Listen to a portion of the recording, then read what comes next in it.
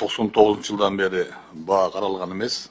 2011-жылы акыркы өкмөттүн токтому кабыл алынган, алдагы мыйзам бузуу менен кабыл алынган. Себеби жогорку кеңеш бекитип бериш керек болчу. 2016-жылы гана жогорку кеңештен бекитилбей, өкмөткө өткөрүлүп берилген. Мына ушунча жыл карабай жүрүп, 2 жылда эле момундай бааны көтөрөбүз дегенге эмне түрткү болду? Өзүңүз айттыңыз, буга чейин кубометрине төлөшкөн, дайыма эсептөө 1 кубка эсептелип келген.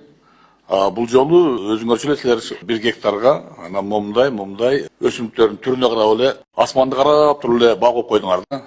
Негизи өзү ошол 1 кубометрин эле эсептеп туруп андан кийин койгондо жакшы болмок.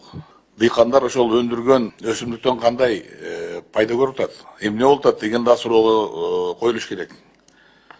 Мен эмне үчүн башка өсүмдүктөргө көңүл бурбай күрүч дегеним, бул күрүчкө 7000 сом коюлганы өтө жогорку ба, туура эмес ба.